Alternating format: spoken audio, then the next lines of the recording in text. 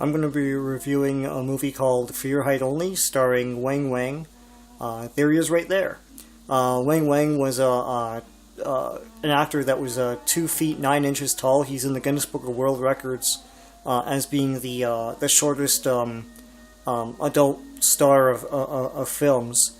And back in the late 70s, early 80s, he was discovered in the Philippines. He was born in 1957 as Ernesto de la Cruz and given the name Weng Weng. And they made a bunch of Filipino movies based on him, and for a short while he was a huge star in the early 80s. And he became a star with this movie, For Your Height Only. For Your Height Only is basically a James Bond spoof with this tiny actor playing, like a spy, sort of like James Bond, like a super spy that goes around, beats up criminals and stuff. But the joke, of course, is that he's like 2 feet 9 inches tall. This movie is hilarious. It's awesome from beginning to end. Basically, this guy named Mr. Big has a criminal organization that kidnaps a scientist that has some sort of... I can't remember what the device was that they want to capture. And this woman, Lola, knows about it, so Weng Weng saves her. And, of course, she teams up with them, and he gets all the babes in this thing. He has this hilarious bowl cut, like this bowl cut, and this white, like, sort of like disco suit that he runs around in, and no one ever questions the fact that he's small and he's like running around saving the world.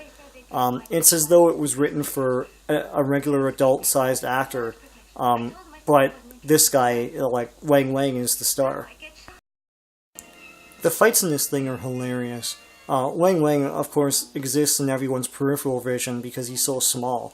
So he could sneak up on guys and give them nut shots. And he gives people nut shots all the time. Boom, in the nuts. Boom, again in the nuts. And he punches people, and they take it like as though he's a 300-pound man or something like that. He clotheslines people, and there's zero weight to this guy, but people topple all the time. That guy got tripped, and then I guess he's knocked unconscious.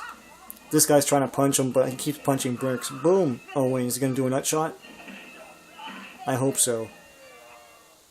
Well, that was cool. Yeah, the whole movie is like ambushes and fight scenes like this. It's wicked.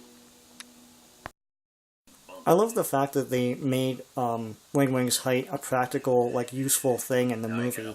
It's not just a gimmick. He can sneak anywhere because he's so small. Here he's gonna kill this, like, guy that's gonna kill Lola. And he does that move a couple times in the movie, and he complains about hitting his head on the wall there. Of course, a super spy needs a bunch of gadgets. That hat that he's wearing as a remote control can actually fly. He also has some X-ray specs, which he's gonna use in just a bit here.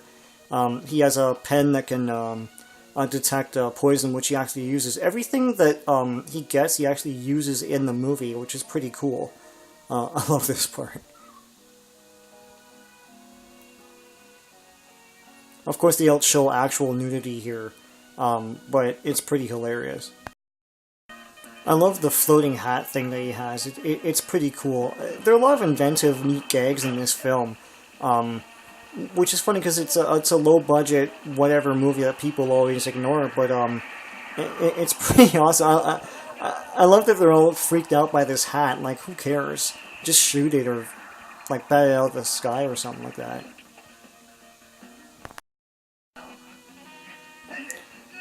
As I say, I love the fighting in this, and when he clotheslined those two, it looks like they were more or less catching him, not, like, having damage done to them. More crotch shots.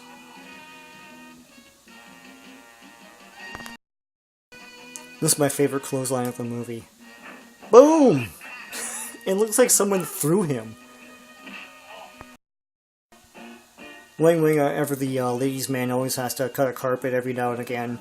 There's this hilarious disco scene where he's like mega dancing. He's pretty good though.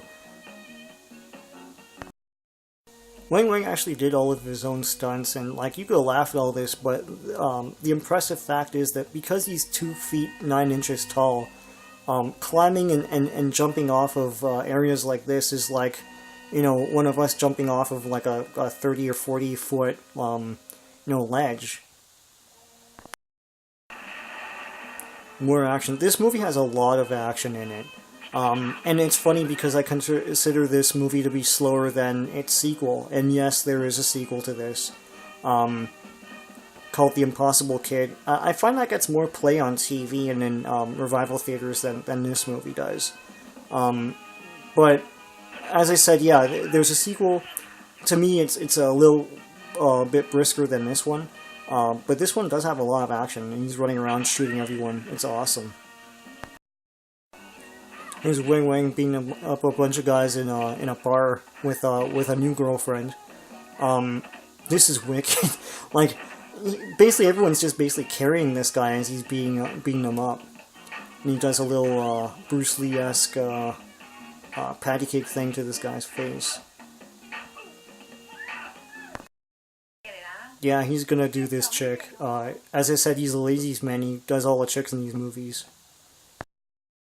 I love this area he has to infiltrate with all these guys with samurai swords running around. And of course, yes, he does pick up a sword. Weng Weng is classified as a martial artist on Wikipedia, etc., but I'm not sure how true that is. I think just because he does all of his own stunts in these movies, because obviously they can't find a stunt actor small enough to portray him. I think people just classify him as a martial artist. He might have been when he was alive. Towards the end of the movie, Weng Weng has to infiltrate Mr. Big's island fortress, and he does it with this this backpack. This is one of the most iconic things about this movie. People always cite this, like people who've seen the movie and talk about it. He's about to take off. This is awesome. This is the kind of thing that people expected out of spy movies back in the day. Now it's just all cerebral, running around and cell phoning people like the Bourne movies.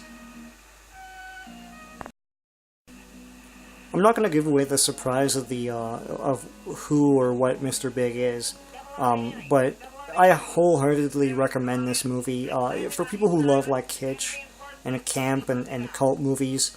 This is one of the quintessential ones. Weng Weng was the poster child of B movies from the Philippines, and that's saying something because there are a whole bunch of Filipino B movies in the 70s and 80s made.